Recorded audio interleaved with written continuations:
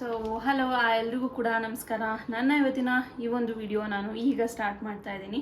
So ತುಂಬ ಖುಷಿಯಾಗೇ ಮಾಡ್ತಾ ಇದ್ದೀನಿ. ಯಾಕೆ ಅಂತ ಅಂದರೆ ಈ ಒಂದು ದುಡ್ಡು ನನಗೆ ಇವತ್ತು ಕೈ ಬಂದು ಸೇರಿದೆ. ಸೊ ಎಷ್ಟಿದೆ ಏನು ಅನ್ನೋದನ್ನ ಎಂಡ್ವರೆಗೂ ನೋಡಿ ನಿಮಗೆ ಗೊತ್ತಾಗುತ್ತೆ. ಹಾಗೆ ಈ ಒಂದು ಇಷ್ಟು ಹಣಕ್ಕೆ ನಾನು ಎಷ್ಟು ವರ್ಷಗಳಿಂದ ನಾನು ಕಷ್ಟಪಟ್ಟಿದ್ದೀನಿ ಅಂತ ನೀವು ಒಂದು ಕ್ಷಣ ಒಂದು ಬಿಡುವು ಮಾಡಿಕೊಂಡು ಒಂದು 10 ನಿಮಿಷ ವಿಡಿಯೋ ಎಂಡ್ವರೆಗೂ ನೋಡಿ ನಿಮಗೆ ಕೂಡ ಗೊತ್ತಾಗುತ್ತೆ. ಹಾಗೆ ಮೋಟಿವೇಶ್ನಲ್ ಆಗು ಕೂಡ ಇರುತ್ತೆ. ಹಾಗೆ ನಾವು ಮಾಡುವಂತಹ ಕೆಲವೊಂದೊಂದು ವಿಡಿಯೋ ಎಷ್ಟು ಶ್ರಮ ವಹಿಸಿ ನಾವು ಮಾಡ್ತೀವಿ ಅನ್ನೋದನ್ನ ನಿಮಗೆ ಗೊತ್ತಾಗುತ್ತೆ. ಸೊ ಹೇಳ್ತೀನಿ ಎಷ್ಟು ಬಂದಿದೆ ಏನು ಅಂತ ಇನ್ ಡೀಟೇಲ್ ಆಗಿ. ಹಾಗೆ ಕೊನೆವರೆಗೂ ನೋಡಿ, ಲೈಕ್ ಮಾಡ್ತಾ, ಶೇರ್ ಮಾಡ್ತಾ, ಕಮೆಂಟ್ ಮಾಡ್ತಾ ನಿಮ್ಮ ಅಭಿಪ್ರಾಯವನ್ನು ತಿಳಿಸೋದನ್ನ ಮರಿಬೇಡಿ. ಸೊ ಬನ್ನಿ, ಇಷ್ಟು ಅಮೌಂಟನ್ನು ತಗೊಳ್ಳೋಕ್ಕೆ ನಾನು ಎಷ್ಟು ಕಷ್ಟಪಟ್ಟಿದ್ದೀನಿ ಅಂತ ನಾನು ನಿಮಗೆ ಹೇಳ್ತೀನಿ. ಮೊದಲನೇದಾಗಿ ನನ್ನ ಯೂಟ್ಯೂಬ್ ಜರ್ನಿ ಪಾರ್ಟ್ 1 ಮಾಡಿ ಹಾಕಿದ್ದೆ. ಪಾರ್ಟ್ 2 ಮಾಡಬಾರ್ದು ಅಂತಲೇ ಇದ್ದೆ. ಸೊ ಆದರೂ ಈ ಒಂದು ಸಮಯದಲ್ಲಿ ಪಾರ್ಟ್ 2 ಬೇಕೇ ಬೇಕು ಅಂತ ಅನ್ನಿಸ್ತು. ಸೊ ಪೇಮೆಂಟ್ ಜೊತೆಗೆ ಪಾರ್ಟ್ 2 ನಿಮ್ಮ ಜೊತೆ ಶೇರ್ ಮಾಡ್ಕೊಳ್ಳೋಣ ಅಂತ ನಾನು ನಿಮ್ಮ ಮುಂದೆ ಬಂದಿದ್ದೀನಿ. ಸೊ ಮೊದಲನೇದಾಗಿ ಈ ಹಣ ಈ ಒಂದೇ ಒಂದು ಚಾನಲ್ ಪರಿಶ್ರಮ ಅಲ್ಲ. ಆ್ಯಕ್ಚುಲಿ ಹೇಳಬೇಕಂದ್ರೆ ಈ ದುಡ್ಡು ಬಂದಿದ್ದು ಈ ಚಾನಲಿಂದ ಹೌದು. ಬಟ್ ಈ ಹಿಂದಿನ ಒಂದು ಪರಿಶ್ರಮ ಏನು ಅಂತ ಅಂದರೆ, ನಿಯರ್ಲಿ ನಾನು 5 ಫ್ಲಾಪ್ ಚಾನಲ್ನ ನಾನು ಓಪನ್ ಮಾಡಿರೋದು. ಅದರಲ್ಲಿ ಒಂದು ಚಾನಲ್ ರಿಷಿರಾ ಕನ್ನಡ ವ್ಲಾಗ್ಸ್ ಅಂತ ಇತ್ತು. ಸೊ ಅದರಲ್ಲಿ ನಾನು ಚೆನ್ನಾಗೆ ವಿಡಿಯೋಸ್ ಎಲ್ಲ ಆಗ್ತಿದ್ದೆ. ಹಾಗೆ ಚೆನ್ನಾಗೆ ಒಂದು first try is the best try ಅಂತಾರಲ್ಲ, ಸೊ ಆ ಥರ ಇಡೀ ನಮ್ಮ ಫ್ಯಾಮಿಲಿಯಲ್ಲಿ ಆಗಿರ್ಬೋದು, ಅಥವಾ ನಾನು ಬಂದು ಸೇರಿರೋ ಫ್ಯಾಮಿಲಿ ಆಗಿರ್ಬೋದು, ನಾನಿರೋ ಫ್ಯಾಮಿಲಿ ಆಗಿರ್ಬೋದು, ನಾನು ಹುಟ್ಟಿರೋ ಫ್ಯಾಮಿಲಿ ಆಗಿರ್ಬೋದು, ಯಾವ ಫ್ಯಾಮಿಲಿಯಲ್ಲೂ ಯಾರು ಯೂಟ್ಯೂಬರ್ ಇರಲಿಲ್ಲ ಆ್ಯಕ್ಚುಲಿ. ಸೊ ನಾನೇ ಫಸ್ಟ್ ಟ್ರಯಲ್. ನನ್ನ ಫ್ರೆಂಡ್ ಸರ್ಕಲಲ್ಲೂ ಅಷ್ಟೇ ಒಬ್ಬರೂ ಯೂಟ್ಯೂಬರ್ ಇರಲಿಲ್ಲ. ನನಗೆ ಪರಿಚಯ ಇರೋರಂತೂ ಒಬ್ಬರೂ ಇರಲಿಲ್ಲ. ಸೊ ಇಂಥ ಟೈಮಲ್ಲಿ ನಾನು ಏನಕ್ಕೆ ಇದೇ ಒಂದು ಸ್ಟೇಜ್ನ ನಾನು ತಗೊಂಡೆ ಅಂತ ಅಂದರೆ, ಸೊ ಯಾವುದೇ ರೀತಿಯಾದಂತಹ ಎಜುಕೇಷನ್ ಬೇಕಾಗಿಲ್ಲ, ಯಾವುದೇ ರೀತಿಯಾದಂತಹ ಎಕ್ಸ್ಪೀರಿಯನ್ಸ್ ಬೇಕಾಗಿಲ್ಲ ಇದಕ್ಕೆ. ಹಾಗೆ ಇಂಥದ್ದೇ ಕಲೆ ನಿಮಗೆ ಗೊತ್ತಿರಬೇಕು ಅನ್ನೋದು ಬೇಕಾಗಿಲ್ಲ. ಇಲ್ಲಿಗೆ ಬಂದರೆ ನೀವು ತಾನು ಅದು ಕಲೆ ಬಂದೇ ಬರುತ್ತೆ. ಸೊ ಅದಕ್ಕೋಸ್ಕರ ಈ ಕಲೆ 2018 ಸ್ಟಾರ್ಟಿಂಗ್, ನಾನು 18 ಫಸ್ಟ್ ಜನವರಿ ಆದ ನಂತರ ನಾನು ಸ್ಟಾರ್ಟ್ ಮಾಡಿದ್ದು ರಿಷಿರಾ ಕನ್ನಡ ಬ್ಲಾಗ್ಸ್ ಅಂತ. ಆ ಚಾನಲ್ ನಾನು ಇನ್ನೂ ತೆಗೆದಿಲ್ಲ. ನೀವು ಇವಾಗಲೇ ಹೋಗಿ ನೋಡಿ, ರಿಷಿರಾ ಕನ್ನಡ ಬ್ಲಾಗ್ಸ್ ಅಂತ ಇದೆ, ಇಲ್ಲ RL ಕ್ರಿಯೇಷನ್ ಅಂತ ಟೈಪ್ ಮಾಡಿ ಯೂಟ್ಯೂಬಲ್ಲಿ ಸಿಗುತ್ತೆ. ಸೊ ಅದನ್ನ ಯಾಕೆ ಡಿಲೀಟ್ ಮಾಡಿಲ್ಲ ಅಂತಂದರೆ, ನನ್ನ ಮಗನ ಕೆಲವೊಂದೊಂದು ಫೋಟೋಗಳು, ವೀಡಿಯೋಸ್ಗಳು ಅಲ್ಲಿ ತುಂಬ ಚೆನ್ನಾಗಿದೆ. ಸೊ ಅದಕ್ಕೋಸ್ಕರ ನಾನು ಅದನ್ನ ರಿಮೂವ್ ಮಾಡಿಲ್ಲ. ಹಾಗೆ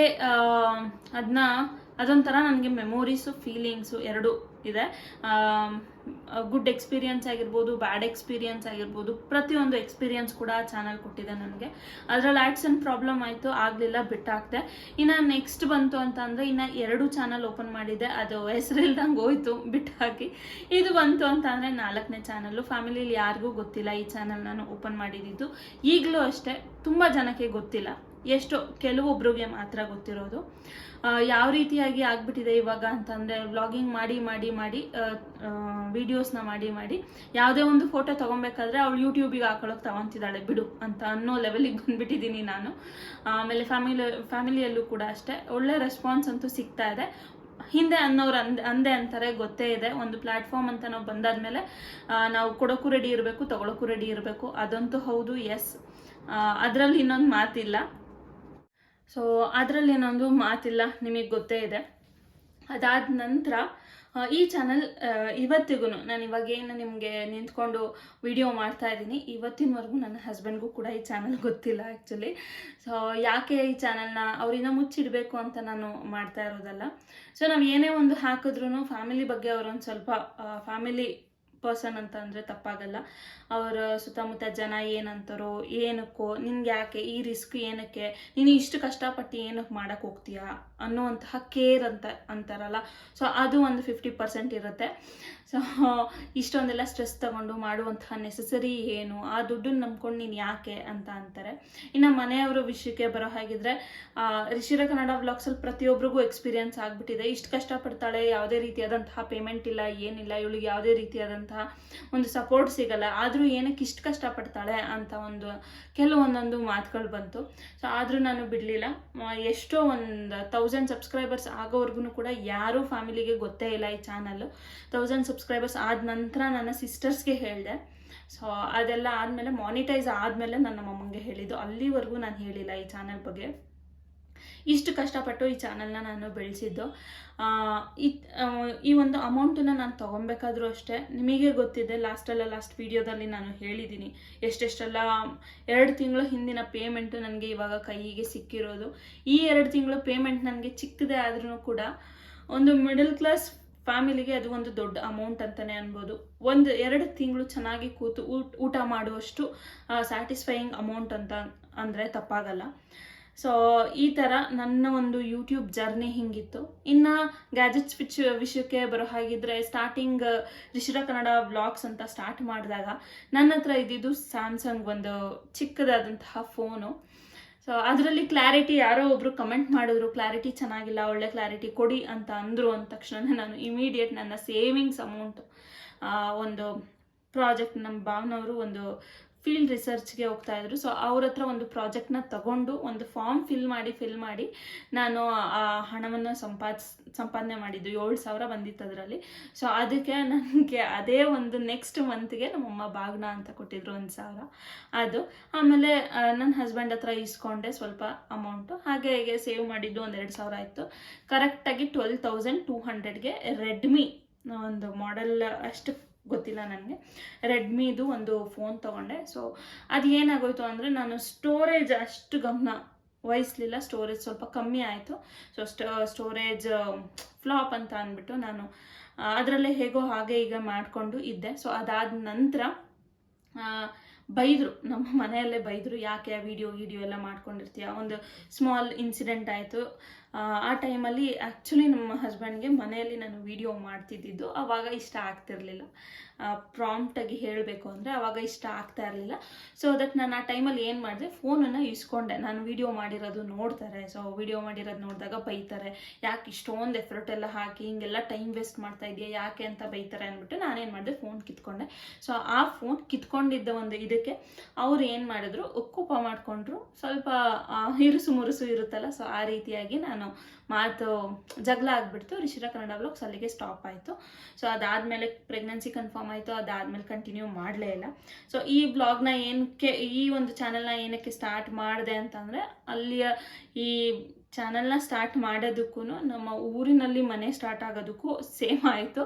ಸೊ ನನ್ನ ಹಸ್ಬೆಂಡು ಕೂಡ ಆ ಟೈಮಲ್ಲಿ ಇರ್ತಾ ಇರಲಿಲ್ಲ. ಮಕ್ಕಳದು ತುಂಬ ಫ್ರಸ್ಟ್ರೇಷನ್ ಆಗ್ತಾಯಿತ್ತು. ಒಬ್ಬರು ಹುಷಾರು ತಪ್ಪಿದ್ರೆ ಇನ್ನೊಬ್ರು ಹುಷಾರು ತಪ್ಪಿದ್ರೆ ಇನ್ನೊಬ್ರು, ಆ ರೀತಿ ಆಗ್ತಿತ್ತು. ಹಾಗೆ ನನಗೆ ಮೈಗ್ರೇನ್ ಜಾಸ್ತಿ ಆಗಿಬಿಟ್ಟಿತ್ತು ಆ ಟೈಮಲ್ಲಿ. ಸೊ ಇಂಥ ಟೈಮಲ್ಲಿ ನನಗೆಲ್ಲೋ ಒಂದು ಬ್ರೇಕ್ ಸಿಗಬೇಕಿತ್ತು ಅನ್ನುವಂತಹ ಟೈಮಲ್ಲಿ ನನಗೆ ಯೂಟ್ಯೂಬ್ ಮತ್ತೆ ಯಾಕೆ ರೀಸ್ಟಾರ್ಟ್ ಮಾಡಬಾರ್ದು ಅನ್ನೋದು ನನಗೆ ಬಂತು ತಲೆಗೆ. ಸೊ ಆ ಟೈಮಲ್ಲಿ ಬ್ಯೂಟಿಫುಲ್ ಲೈಫ್ ಅಂತ ಸ್ಟಾರ್ಟ್ ಮಾಡಿದೆ. ಸೊ ಇದೇ ಒಂದು ಗುಡ್ ಟೈಮಿಂಗ್ಸ್ ಅಂತ ಅಂದ್ಕೊಂಡು ನಾನು ಆವಾಗ ಸ್ಟಾರ್ಟ್ ಮಾಡಿದ್ದಾಗಿತ್ತು ಚಾನಲ್ನ. ಸೊ ಇನಿಷಿಯಲ್ ಡೇಸಲ್ಲಿ ತುಂಬ ಚೆನ್ನಾಗಿ ಬರ್ತಾಯಿತ್ತು. ಸೊ ಹೇಗೆ ಅಂತ ಅಂದರೆ, ಯಾವುದೇ ಒಂದು ವಿಡಿಯೋ ಹಾಕಿದ್ರೂ 1,000 1,500 ಮೇಲೆ ವ್ಯೂಸ್ ಹೋಗ್ತಾಯಿತ್ತು. ಸೊ ಈ ರೀತಿಯಾಗಿ ಹೋಗ್ತಿದ್ದಾಗ ಇನ್ನೂ ವಿಡಿಯೋ ಮಾಡಬೇಕು ಅಂತ ಅನ್ನಿಸ್ತಿತ್ತು. ಸೊ ಈ ರೀತಿಯಾಗಿ ಮಾಡಿದಾಗ ಮಧ್ಯ ಎಲ್ಲೋ ಸ್ವಲ್ಪ ಬ್ರೇಕ್ ಆಯಿತು. ಸೊ ನಾನು ಊರಿಗೆ ಹೋಗೋದು ಎಲ್ಲೋ ಒಂದು 10-15 ಡೇಸ್ ಬ್ರೇಕ್ ಆದ ನಂತರ ಇಮಿಡಿಯೇಟ್ ನಾನು ಒಂದು ರೀಲ್ಸ್ ಹಾಕಿದ ತಕ್ಷಣ ಇಮಿಡಿಯೇಟ್ ಹೆಂಗೆ ಅಂದರೆ 1,500 ಇದ್ದಿದ್ದು ವ್ಯೂಸು 25-30ಕ್ಕೆ ಬಂದು ಇಳೀತು.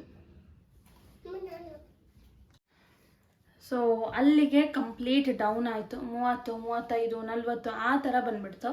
ಸೊ ಅದು ಮಾನಿಟೈಸ್ ಆಗಿ 1000 ಸಬ್ಸ್ಕ್ರೈಬರ್ಸು 4,000 ವಾಚ್ ಅವರ್ಸ್ ಆಗಿ ಮಾನಿಟೈಸ್ ಎಲ್ಲ ಆದಮೇಲೆ ಈ ರೀತಿ ಆಯಿತು.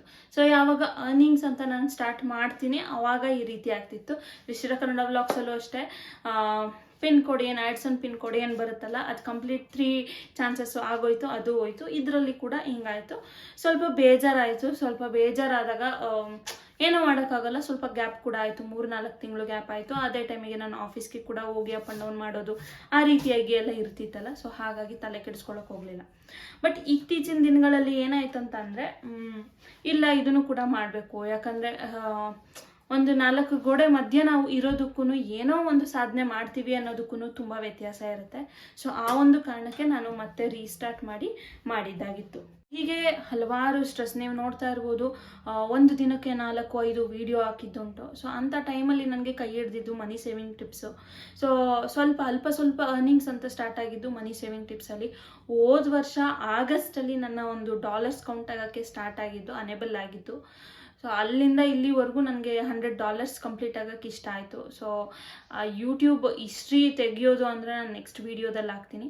ಸೊ ಇವತ್ತಿಗೆ ಈ ಒಂದು ಏನಂತಾರೆ, ನನ್ನ ಯೂಟ್ಯೂಬ್ ಅರ್ನಿಂಗ್ಸಿನ ಒಂದು ಸತತವಾದ 5 ವರ್ಷದ ಪ್ರಯತ್ನದ ನಂತರ ನನಗೆ ಅಮೌಂಟ್ ಎಷ್ಟು ಸಿಕ್ಕಿದೆ ಅಂತ ಅಂದರೆ, ಅದೇ ಹೇಳಿದ್ನಲ್ಲ, ಮಿಡಲ್ ಕ್ಲಾಸ್ ಜನ 2 ತಿಂಗಳು ನೆಮ್ಮದಿಲಿ ಸಂಸಾರನ ಸಾಗಿಸ್ಬೋದು.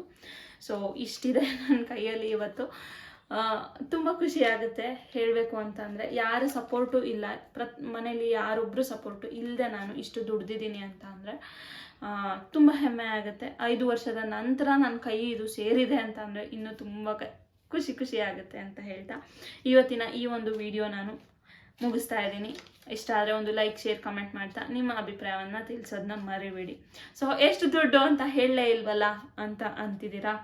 ಸೊ ಇವಾಗಿನ ಚಿನ್ನದ ರೇಟ್ನಲ್ಲಿ 1.5 ಗ್ರಾಮ್ ಚಿನ್ನವನ್ನು ನಾವು ತೊಗೊಬೋದು. ಸೊ ಸಫಿಷಿಯೆಂಟಾಗಿ 1.5 ಗ್ರಾಮ್ ಚಿನ್ನವನ್ನು ನಾವು ಆರಾಮ್ಸೆ ತೊಗೊಬೋದು. ಸೊ ಇಷ್ಟು ಹೇಳೋಕ್ಕೆ ಇಷ್ಟಪಡ್ತಾ ಇವತ್ತಿನ ವಿಡಿಯೋ ನಾನು ಇಲ್ಲಿಗೆ ಎಂಡ್ ಮಾಡ್ತಾ ಇದ್ದೀನಿ. Thank you so much. Bye bye, take care. ಈ ಪ್ರೋತ್ಸಾಹ ಕೊನೆಯವರೆಗೂ ಹೀಗೆ ಇರಿ. ಹಲವಾರು ಕಂಟೆಂಟ್ಗಳನ್ನ ನಾನು ಇನ್ಮೇಲೆ ಇನ್ನೂ ಚೆನ್ನಾಗಿ ಕೊಡೋಕ್ಕೆ ಸ್ಟಾರ್ಟ್ ಮಾಡ್ತೀನಿ ಅಂತ ಹೇಳ್ತಾ ಬಾಯ್ ಬಾಯ್.